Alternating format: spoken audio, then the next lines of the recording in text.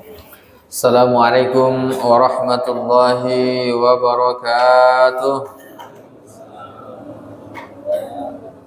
Alhamdulillahi rabbil alamin.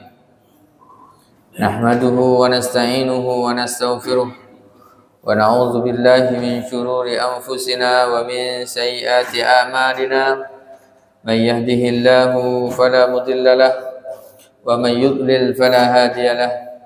Asyhadu an la ilaha illallah wa asyhadu anna Muhammadan abduhu wa rasuluh. Allahumma salli ala sayyidina Muhammad wa ala alihi wa ashabihi wa man sara ala nahjihi ila yaumil qiyamah, amma ba'du. Hadirin hadirat yang dimuliakan Allah Subhanahu wa taala. Alhamdulillah wa syukurillah, segala puji bagi Allah Subhanahu wa taala yang telah memberikan berbagai macam nikmatnya kepada kita. Pada pagi hari ini, subuh ini, kita bisa melaksanakan sholat subuh secara berjamaah. Dilanjutkan mengikuti kajian, mudah-mudahan hadirnya kita di majelis ini senantiasa diberikan keberkahan dan kemuliaan oleh Allah Subhanahu wa taala. Hadirin yang berbahagia, mari kita mulai kajian kita bersama-sama membaca kitab Al-Fatihah. A'udzubillahi minasyaitonir rajim. Bismillahirrahmanirrahim. Alhamdulillahirabbil alamin. Iyyaka na'budu wa iyyaka nasta'in. Ihdinas siratal mustaqim, siratal ladzina an'amta 'alaihim ghairil maghdubi 'alaihim waladdallin. Amin. Baik Bapak Ibu, kita lanjutkan Surah Al-Baqarah. Kita baca ayat yang ke-276 sampai 281. A'udzu billahi minasy syaithanir rajim. Bismillahirrahmanirrahim. Ya ayyuhalladzina amanu taqullaha wa dharu ma baqi. Sebentar. Ya, sebelumnya mohon maaf. Bismillahirrahmanirrahim. Yamhaqullahu ar-riba wa yurbis sadaqat. Wallahu la yuhibbu kulla kaffarin athim. Innal ladzina amanu wa amilus solihati wa aqamus solata wa atawuz zakah lahum ajruhum inda rabbihim wa la khawfun alaihim wa la hum yahzanun. Ya ayyuhalladzina amanu taqullaha wa dharu ma baqiya minar riba in kuntum mu'minin. Fa in lam taf'alu fa'dhanu biharbin minallahi wa rasulih. Wa in tubtum falakum ru'usu amwalikum la tadlimuna wa la tudlamun. Wa in kana dhu usratin fanadhiratun ila maisarah wa an tasaddaqu khairul lakum in kuntum ta'lamun. Wattaqu yawman turja'una fihi ila Allah thumma tuwaffa kullu nafsin ma kasabat wa hum la yuzlamun. Shadaqallahul azim. Hadirin hadirat yang dimuliakan oleh Allah Subhanahu wa taala. Alhamdulillah wa syukurillah, pada ayat sebelumnya Al-Baqarah ayat 275, Allah Subhanahu wa taala menjelaskan tentang bahaya dari riba, bahwa orang yang berinteraksi dengan riba maka dia seperti orang yang kesurupan. tidak akan tenang di dalam hidupnya, dan di akhirat pun akan mendapatkan banyak siksa. Lalu kemudian pada ayat berikutnya 276, bahaya-bahaya riba sudah kita sampaikan pada pertemuan yang lalu. Yamhaqullahu riba wa yurbis shadaqat. Bahwa Allah Subhanahu wa taala akan memusnahkan riba.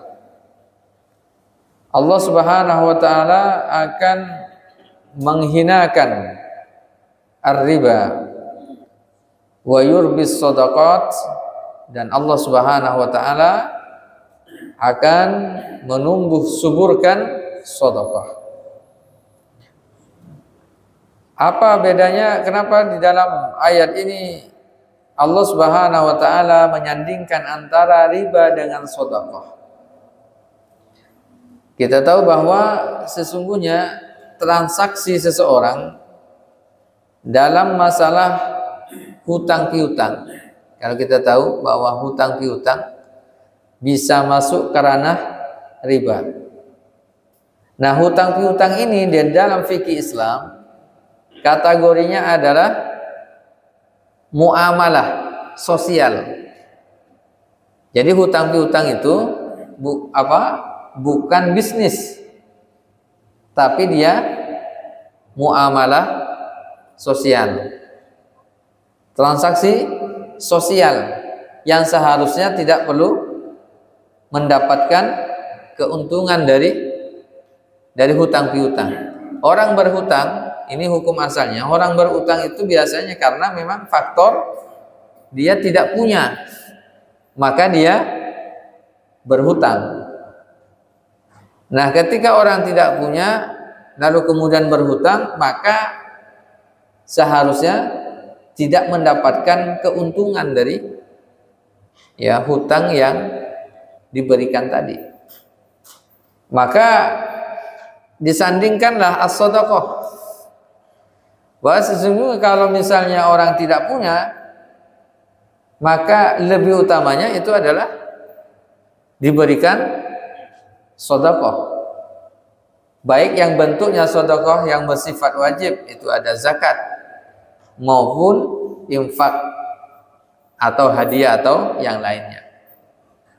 Maka Allah Subhanahu wa taala dalam masalah sedekah itu akan, walaupun dia berkurang sifatnya dalam kasat mata manusia, berkurang harta yang diberikan, tapi pada hakikatnya Allah akan tumbuh suburkan, Allah akan lipat gandakan rezekinya di dunia dan di akhirat. Allah Subhanahu wa taala akan berikan berbagai macam nikmat balasan. Sedangkan ar-riba, walaupun pada hakikatnya dia bertambah dalam pandangan manusia, tapi pada hakikatnya dia akan berkurang dan menyengsarakan. Maka yamhaqullahu riba, itu langsung Allah Subhanahu wa taala yang akan membinasakannya. Allah Subhanahu wa taala yang akan memusnahkannya. Walaupun hartanya banyak, bisa jadi kehidupannya tidak akan mendapatkan ketenangan. Wallahu la yuhibbu kulla kaffarin asim. Dan Allah Subhanahu wa taala tidak suka terhadap orang-orang yang tetap dalam kekufuran dan senantiasa melakukan dosa. Nah, perbuatan itu adalah perbuatan kufur dan itu adalah perbuatan dosa. Kalau dia sudah tahu bahwa itu adalah sebuah penyimpangan dan dosa, hendaknya dia menghindarinya. Nah, ini antara sedekah dan ar-riba. Nah, maka kemudian di ayat sebelumnya itu innamal bai'u dzalika bi annahum qalu innamal bai'u mislur riba wa ahallallahu al-bai'a wa harrama riba. Kalau transaksi ingin mendapatkan untung, transaksinya adalah jual beli. Nah, kalau hutang piutang jangan mengambil untung. Kenapa? Karena hukum dasarnya itu adalah muamalah sosial. Nah, jika kita mampu hendaknya kita bersedekah. Nah ini. Kemudian ayat berikutnya, innal ladzina amanu, sesungguhnya orang-orang yang beriman, wa amilus solihat, dan orang-orang yang beramal soleh, wa aqamus sholah, orang yang mendirikan solat, wa atawuz zakata, dan orang yang menunaikan zakat, lahum ajruhum inda rabbihim wala khaufun alaihim wala hum yahzanun. Mereka akan mendapatkan pahala di sisi Tuhan mereka, tidak perlu ada rasa takut dan sedih, akan dijamin. Maknanya apa?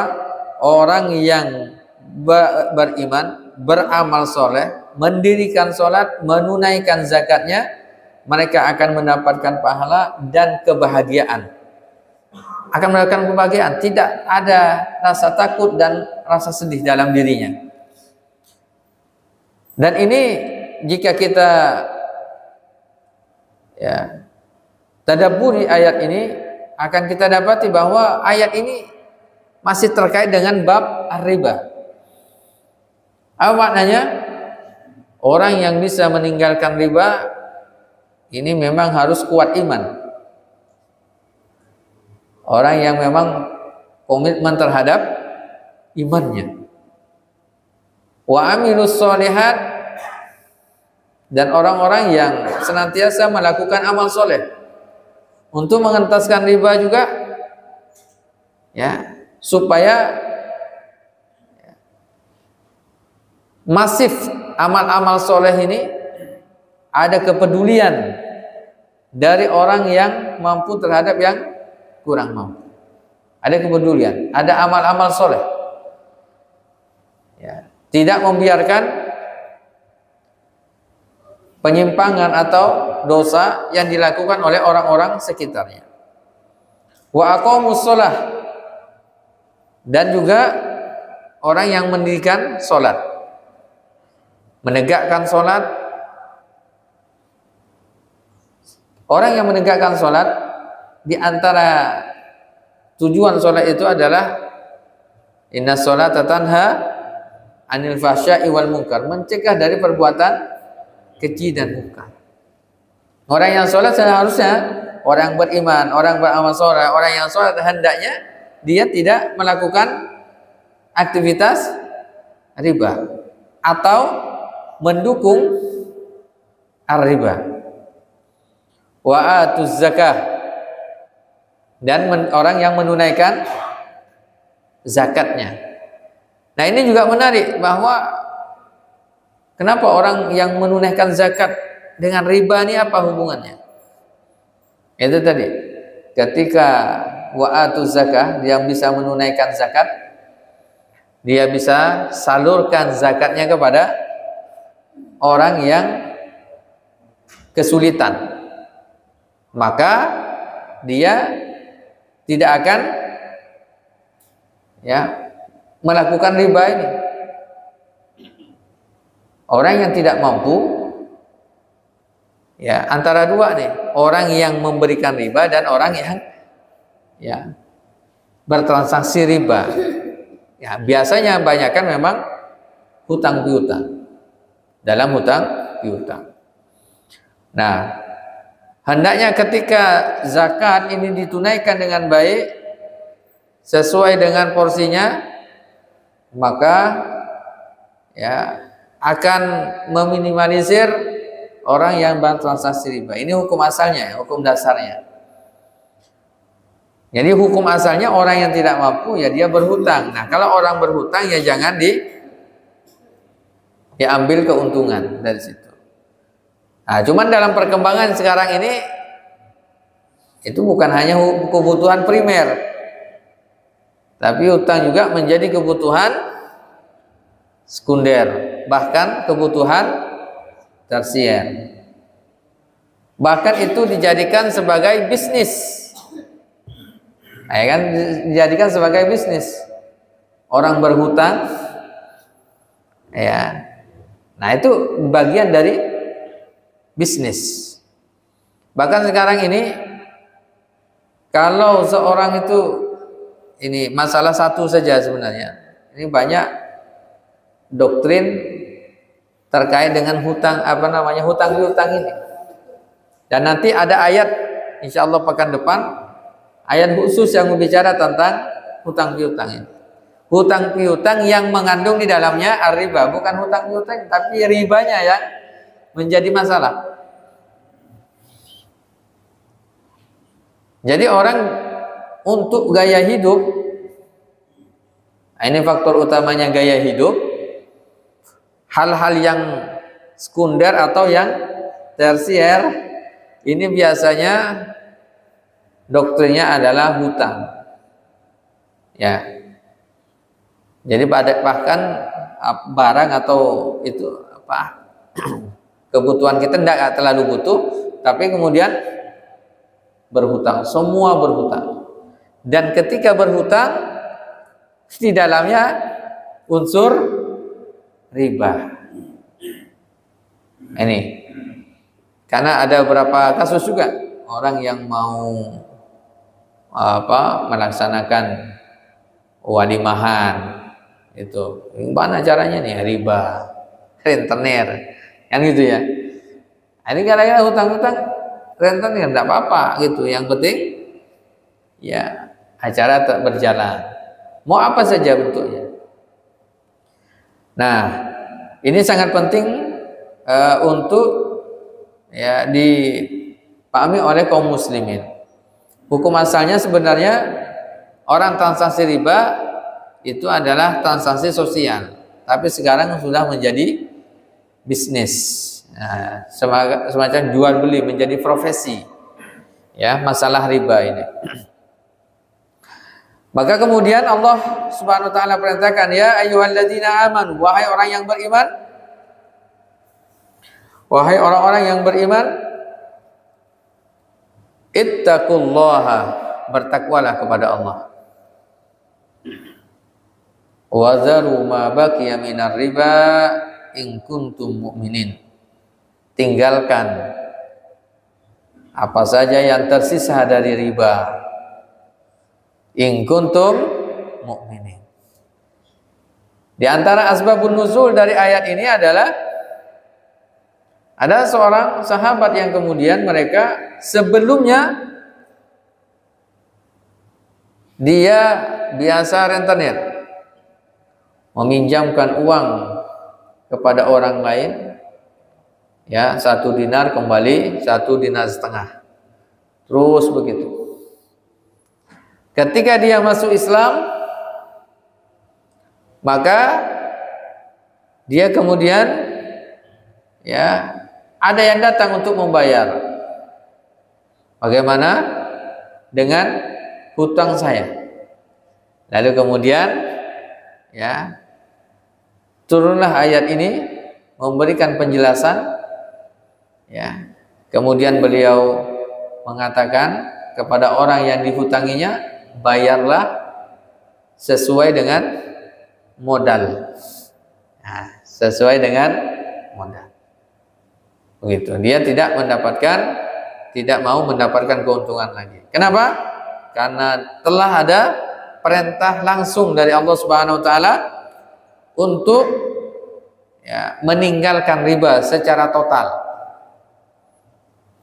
Ya, jika kita mampu melakukannya. Jika tidak mampu, bahayanya ini apa?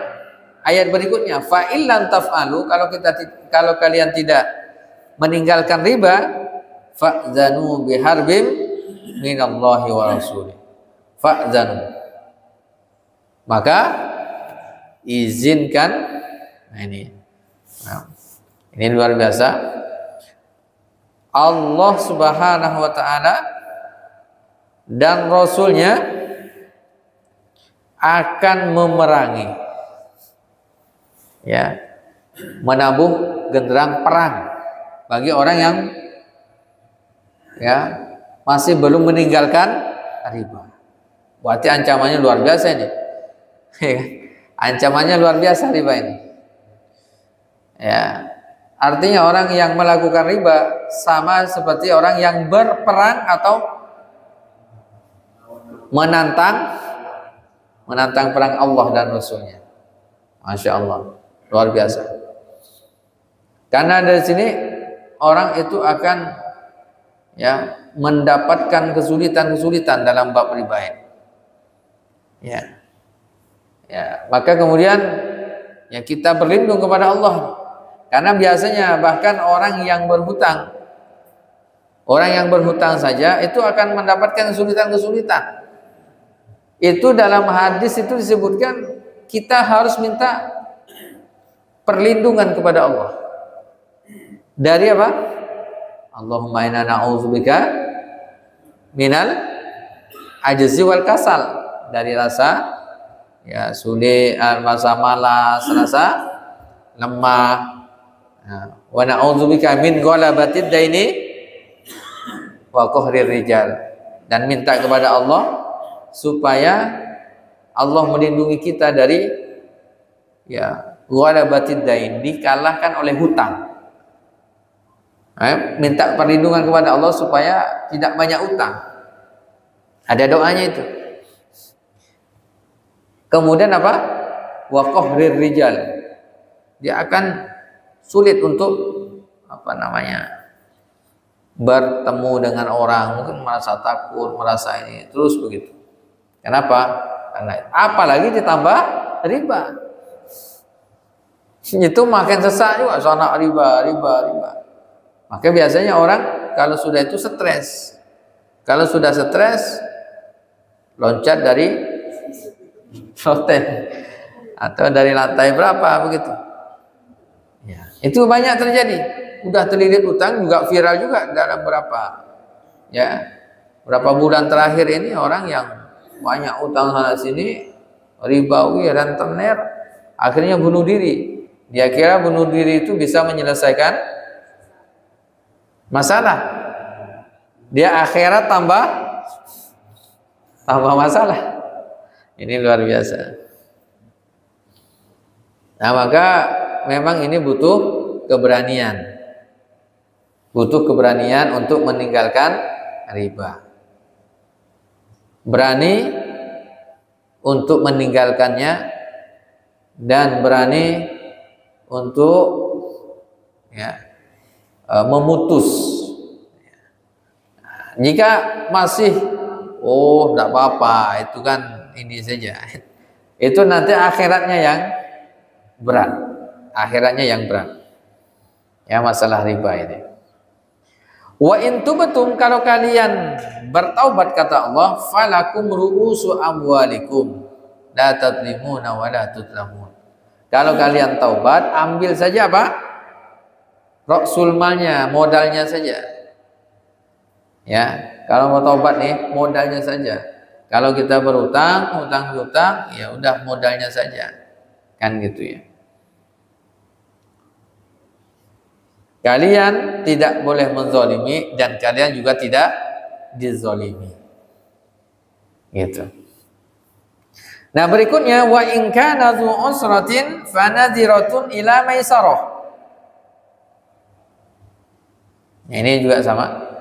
Jika ya dzu usratin, orang yang berhutang itu ya sulit, ya kan, lagi dalam keadaan sempit, tak mampu membayar, fanaziratun ila maisarah. Ada nama orang maisarah ya. Fanaziratun ila maisarah. Tangguhkanlah dia. Ya, tangguhkan dia. Ya. Pada waktu yang akan datang. Maknanya apa? Kalau orang berhutang, dia berjanji, kapan bayarnya? Bulan depan. Bulan depan, misalnya sekarang Agustus, akhir Agustus, awal September saya bayar. Ternyata awal September masih sulit ya. Dia datang lagi. Ini adabnya, orang tidak bisa datang tak bisa bayar, datang. Jangan menghindar. Ini banyak kadang menghindar, tak bisa bayar, menghindar. Gitu. Hendaknya adabnya dia datang dan menyampaikan, saya sebenarnya mau membayar nih. Atau yang dia punya berapa? Baru terkumpul sekian. Nah, ini saya bayarkan. Atau tak ada sama sekali dalam 1 bulan ini. Sepi, dagangan sepi dan seterusnya misalnya. Maka orang yang memberi hutang fanaziratun ila maisarah, hendaknya dia diberikan tenggat waktu lagi. Ya enggak apa-apa. Ya, nanti saya kasih waktu setengah sampai 1 bulan berikutnya. Nah, gitu. Itu adabnya, bukan malah dikenakan penalti. Oh, tak bisa bayar ini, berarti nanti kelipatan ya bunganya. Gitu.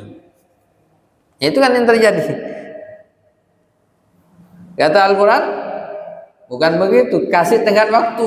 Orang sudah tak mampu, kemudian dikasih ya beban lagi. Kan gitu ya. Ini banyak terjadi itu. Fanaziratun ila maisarah. Ya. Kan biasanya orang berhutang kena penalti kan? Kalau tidak tepat waktu.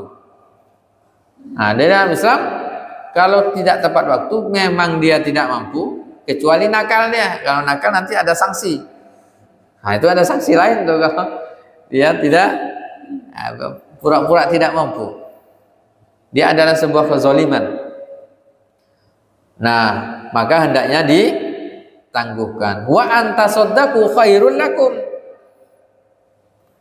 Kalau dia bersedekah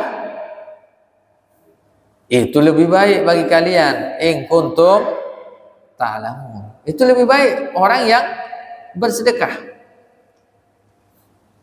Ini sangat luar biasa. Kalau seandainya ya kita adalah ya orang mampu, ada yang berhutang kepada kita.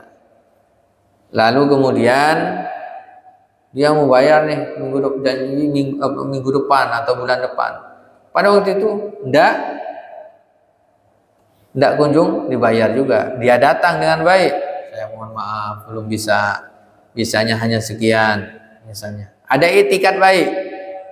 Oh ya udah dikasih tenggat waktu bulan depan. Bulan depan juga belum bisa juga dia. Nah, maka kemudian ya dia lepaskan itu hutangnya, itu lebih baik. Ini sangat luar biasa.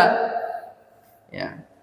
Ini ada berapa hadis Rasulullah sallallahu alaihi wasallam, man sarahu ayyuzillahu yawma la zilla illa dhilluh falyassir ala mu'assirin. Siapa saja yang akan mendapatkan ya naungan pada hari kiamat, di mana tidak ada naungan kecuali naungan Allah, maka hendaknya dia mudahkan orang yang sedang dalam kesulitan. Ini sangat luar biasa. Kalau di dunia ini ada orang yang kesulitan, kesempitan, lalu kemudian kita berikan kemudahan-kemudahan, Allah akan berikan kemudahan di hari kiamat. Ini sangat luar biasa. Man anzara mu'siran falahu bi kulli yaumin shadaqah. Siapa saja yang menangguhkan pembayaran hutang seseorang yang berhutang, maka di setiap harinya itu dihitung sebagai sedekah. Ini sangat luar biasa. Ini keutamaannya, orang yang berhutang ditangguhkan, dah tidak apa-apa minggu depan aja. Itu setiap satu pekan itu nilainya nilai sedekah. Ya.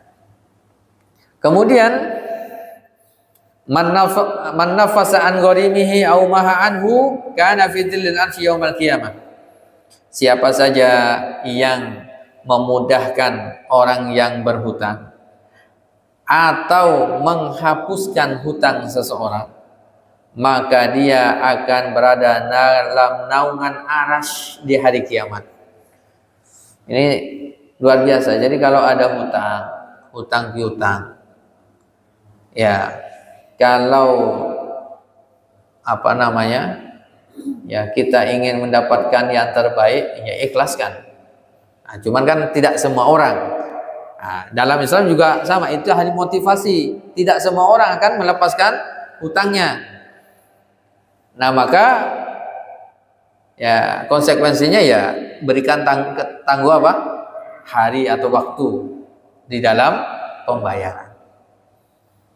Nah, ini penting ya. Bahkan kalau ada orang yang meninggal dunia,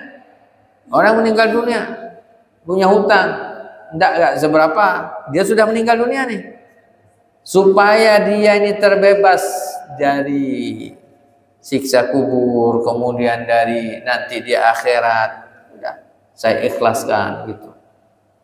Jadi kadang apa, mau ya kapanpun dia, saya tunggu dia bayar hutangnya, kan biasanya. Kalau enggak akan saya tunggu di hari kiamat. Masya Allah. Padahal kan luar biasa kan. Itu Allah Subhanahu Wa Taala berikan kemudahan-kemudahan, fadilah bagi orang yang melunaskan hutang. Semua orang akan, bahkan asyahid, orang yang syahid meninggal dunia dalam perang di jalan Allah, itu akan masuk surga tanpa hisab, kecuali dia punya hutang. Kalau dia punya hutang, itu belum bisa langsung lancar. Tunggu dulu siapa yang lunaskan ini. Masih tertahan. Kalau seandainya nanti di akhirat, ini bagaimana? Akan dipertemukan dengan orang yang menghutangi tadi. Bagaimana ini? Saya tetap akan menuntut. Ya udah, pahalanya yang diberikan. Nah, maka ini antara dua, yang memberikan hutang dan yang berhutang. Apalagi yang itu kategorinya ada unsur ribanya, itu lebih parah lagi.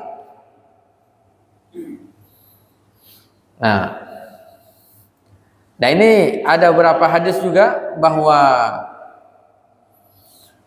pada hari kiamat kala Allah Subhanahu Wa Taala mendatangkan hambanya, lalu kemudian bertanya, apa maza amilta fi ad-dunya li? Apa yang engkau lakukan ketika di dunia? Nah, saya tidak banyak melakukan apa-apa ya Allah. Tidak banyak di dunia kebaikan yang aku lakukan, kata dia, di hari kiamat itu, ketika dihisab. Kecuali ada satu perbuatan. Nah, saya ini wa kuntu rajulan ubayyun nas.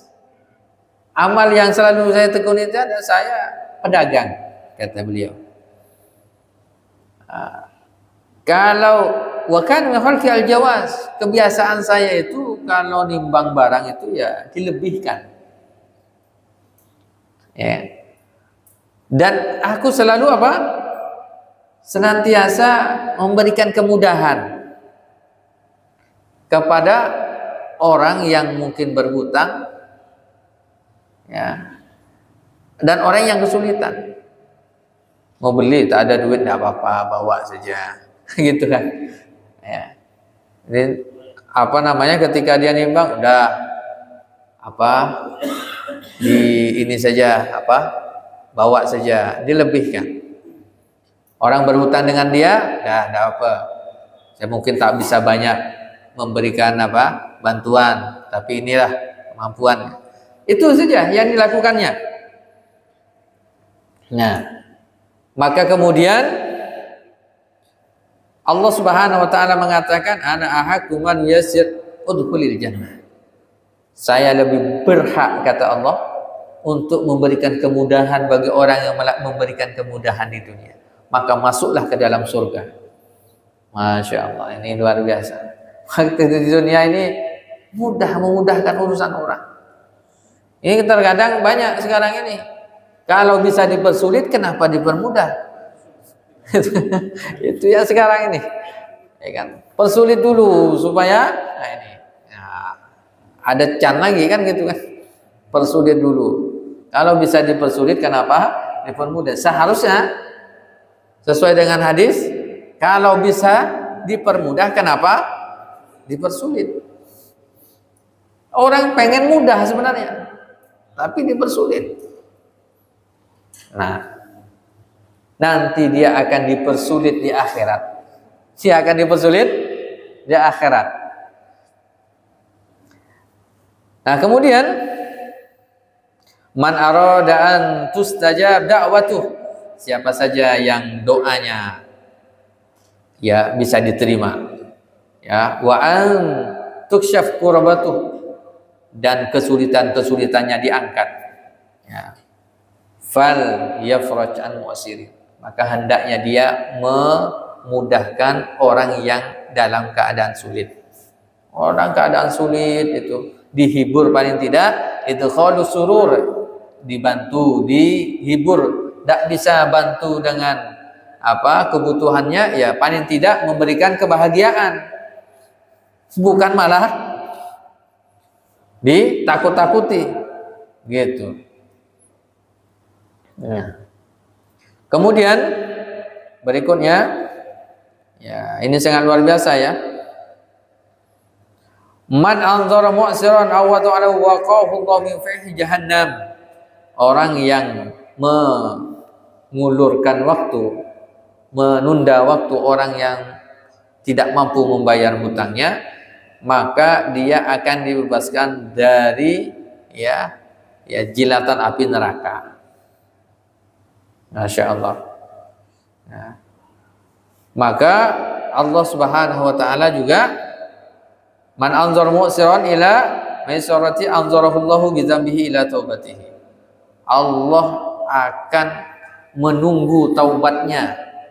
Allah akan menunggu taubatnya orang yang memberikan kemudahan bagi orang yang ya kesulitan. Jadi taubatnya, ininya semuanya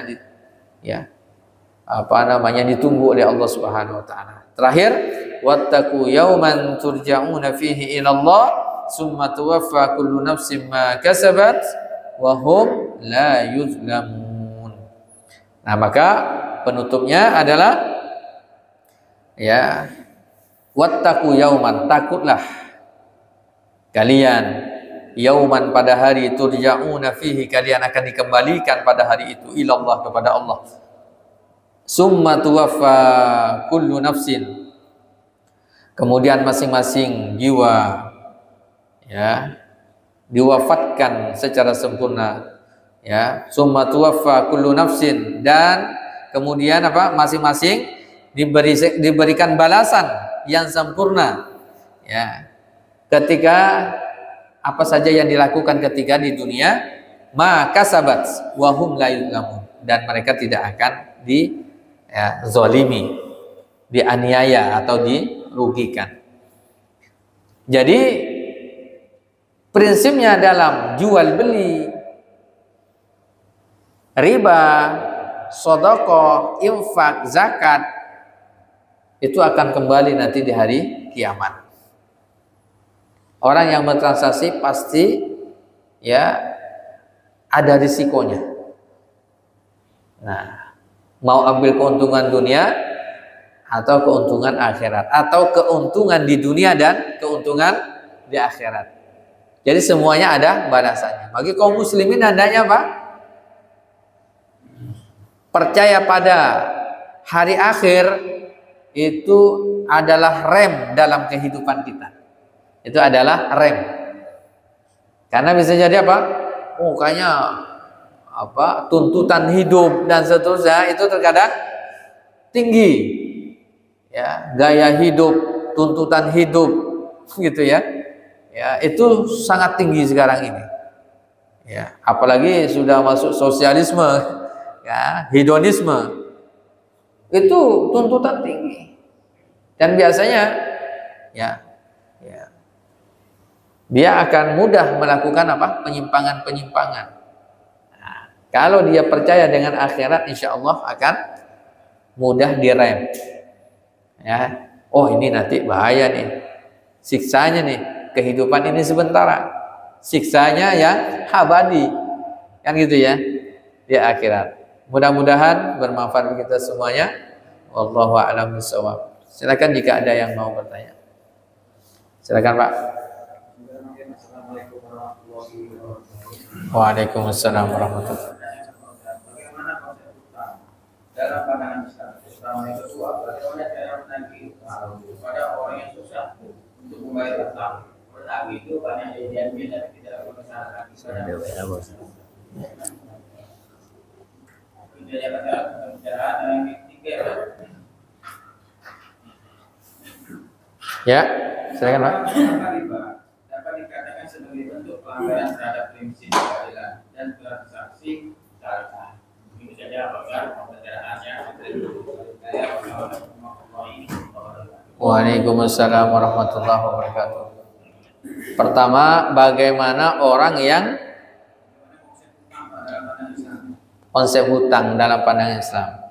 Dalam Islam ini ya akan kita dapati banyak misalnya konsep hutang. Ini nanti ayat ya pekan yang akan datang. Cuma nanti insya Allah ya secara singkat saja kita sampaikan bahwa ya ayyuhalladzina amanu idza tadayantum bidainin ila ajalin musamma faktubu. Kalau kalian berhutang hendaknya dicatat. Nah, ini pertama. Nanti kalau kita berhutang nih hendaknya catat. Catatannya tanda tangan sama-sama gitu ya. Nah, kalau misalnya ini harus ada saksi. Banyak kejadian orang berhutang kemudian besar jumlahnya hanya lisan saja, secara lisan, tidak ada saksi. Ketika dia meninggal dunia barulah kemudian ya orang yang memberikan hutang ini ya datang ke keluarga almarhum. Bapak kamu berhutang waktu itu belum lunas berapa? 20 juta. Oh, kaget kan? Ada buktinya, Pak? Tidak ada waktu itu, tidak jatuh, cuma lisan saja. Nah, ya kan? Satu sisi bapaknya anaknya ini ahli warisnya benar enggak kan? Tapi sisi yang lain dia menuntut. Nah, begitu. Ini kan serba salah juga. Kalau ini kan dikhawatirkan kena tipu. Kalau tidak dilunaskan bisa berbahaya juga bagi almarhum. Nah, itu salah satu contoh real. Itu terkadang terjadi. Itu kan. Nah, ada juga yang dalam beberapa hadis bahwa bagi kita mau nagih orang sulit sekali. Nagih orang sulit ya. Udah kalau gitu dia berhutang. Strategi kita apa? Kalau kita punya ini kasih saja. Kasih apa? Sesuai ya dengan walaupun tak sesuai dengan pinjamannya. Pinjam berapa? 1 juta. Nah, saya ada 100-200 nih. Saya sedekah saja teman. Nah, gitu. Itu saja mungkin lebih ini. Jadi kalau kita memberi, udah ikhlaskan saja dalam satu. Dia tidak akan bayar, sulit. Gitu. Karena ada juga orang profesinya itu begini, ada. Dia mampu tapi memang ada profesi memang. Dia suka gitu, sikap minjam. Padahal ada duit tuh. Cuma dia suka, tidak sah kalau tidak minjam. Nah, itu. Nah, ini ada terkadang dan itu kalau bisa jangan dilestarikan. Kenapa? Karena itu akan berdampak khawatirnya kita akadnya hutang piutang, tapi nanti ketika kita meninggal dunia tak ada orang yang tahu sampai akhirat nanti itu, walaupun sekecil apapun. Yang menghutangkannya aman, nggak masalah. Ya, tapi yang menghutangkan tadi mengikhlaskan, wah itu lebih mantap lagi. Nah, gitu.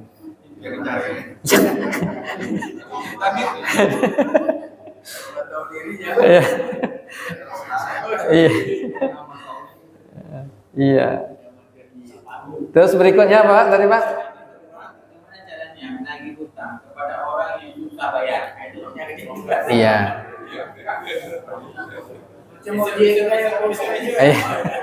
Iya, nah itu bagaimana caranya? Saya juga nggak tahu juga ya Pak ya. Mana caranya?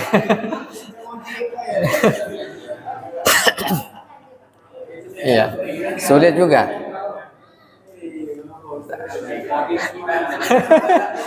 Iya. Kalau masalah ini saya angkat tangan Pak, nggak tahu juga. Gimana caranya ini?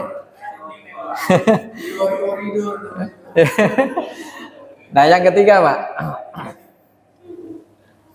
Riba dapat dikatakan sebagai bentuk pelanggaran terhadap prinsip kamilah dalam transaksi syariah.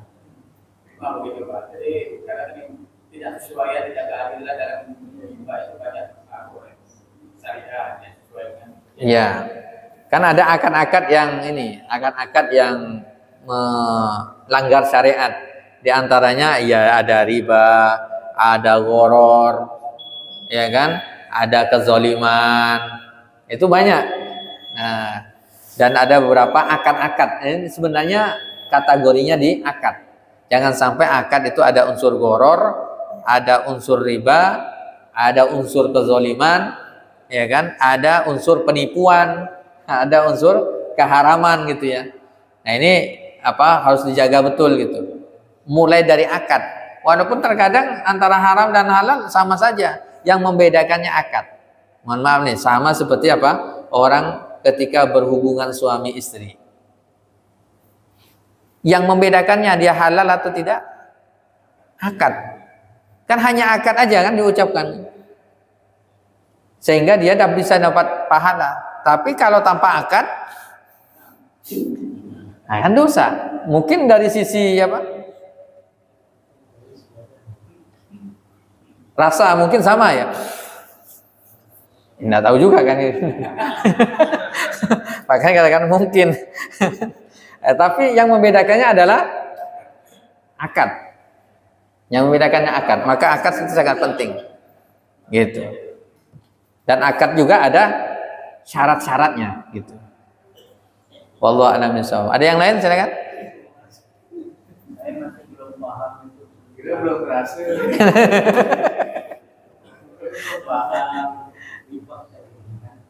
Kalau yang meminjamkan dia menentukan, berarti otomatis tetap riba.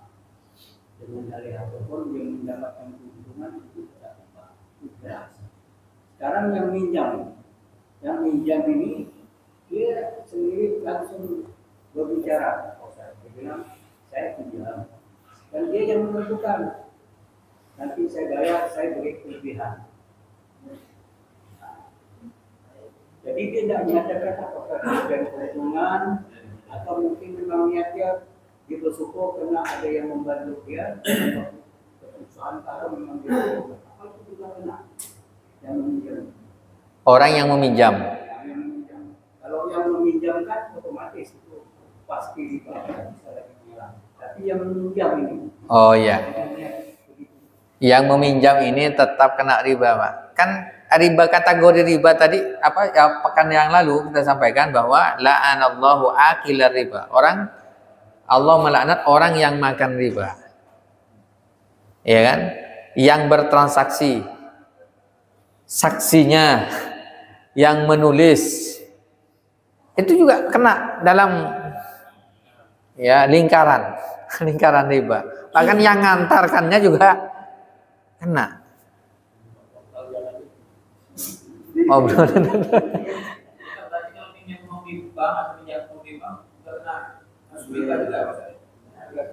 Ya, nanti penjelasan panjang itu penjelasan, Pak. Penjelasan panjang. Penjelasan. Ya. Iya. Ya itu masuk kategori, Pak ya. Jadi bukan satu-satu dia, tapi ya semuanya. Nah, ada yang lain? Cukup. Iya ya Pak. Karena dengan ini kan biasanya kan kita kan bayar pajak kendaraan. Bayar pajak bukan dengan pajak kendaraan itu katakanlah 5 juta. Atau kita kan ini tidak bisa membayar pajak kan katanya didenda. Nah denda itu apakah masuk kategori itu?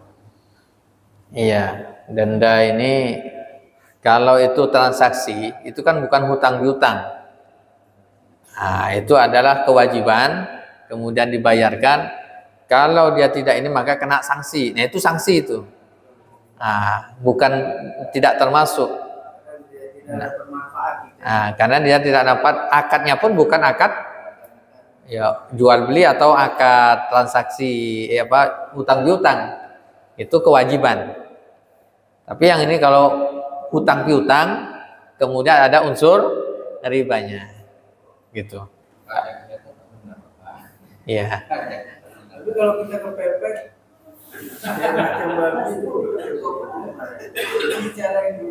oh ya, kalau bertaubat insya Allah al-Islamu yajubu ma qablahu. Jadi Allah akan menghapus semuanya.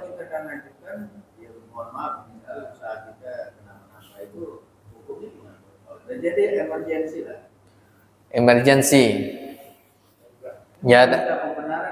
Iya. Kita kadang ada kondisi namanya usaha kan. Iya. Waktu COVID kemarin ada sama sekali kita vakum. Itu terus kita nggak bisa berubah. Sekarang umumnya sebenarnya. Iya. Kalau hutang piutang kan tidak masalah, Pak. Tidak masalah. Kalau mengajukan ini hutang kemudian ini tak ada masalah. Masalah hutang piutang itu masyru'un, disyariatkan, artinya tak ada pelanggaran. Yang ada pelanggaran ketika ada unsur ribanya, ada unsur kezalimannya gitu. Ya. Dalam kondisi kayak gitu misalnya gimana? Ya. Apa diperbolehkan? Nah, itu butuh istihad, Pak. Butuh istihad. Ya. Ya tidak serta-merta kita bisa langsung ini haram ini halal itu memang butuh kajiannya lah, butuh kajiannya. Iya. Sekarang jazir. Zaman Nabi itu orang kan ya saling kadarat kan. Iya. Bukan suatu badan usaha yang menyiapkan ke masyarakat. Badan usaha itu yang mendapatkan bunga, masyarakat tidak perlu. Iya. Ya, maka itu tadi butuh kajian tadi itu. Jadi butuh panjang urusannya. Sekarang jazilah kita akhiri sama-sama. Sebelum kita akhiri, kita doakan ada almarhum Pak Kusman Hayadi ya, bin Ahmad Jayadi, kemudian ada jamaah kita juga Bapak Sean Nazar yang sedang sakit di rumah sakit.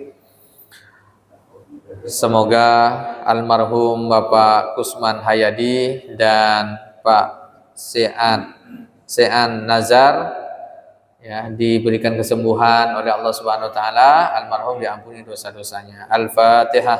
A'udzubillahi minasyaitonir rajim. Bismillahirrahmanirrahim. Alhamdulillahirabbil alamin. Arrahmanirrahim.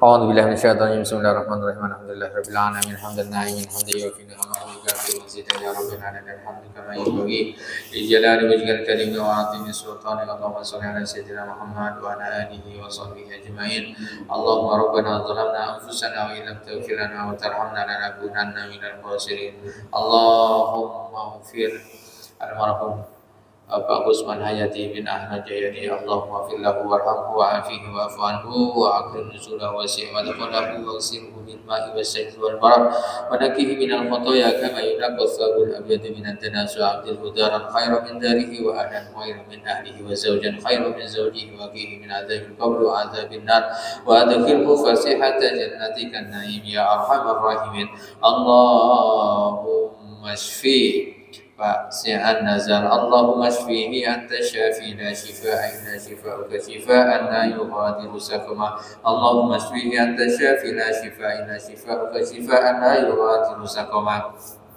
اللهم اشفه أنت الشافي لا شفاء إلا شفاءك شفاء لا يغادر سقما برحمتك يا أرحم الراحمين. اللهم لا تدع لنا في مقامنا هذا ذنبا إلا غفرته ولا هما إلا فرجته ولا كربا إلا نفسته ولا مريضا إلا شفيته ولا ميتا إلا رحمته ولا مريضا إلا شفيته ولا حاجة من حوائج الدنيا والآخرة إلا أنتنا على قضائها ويسرتها برحمتك يا أرحم الراحمين.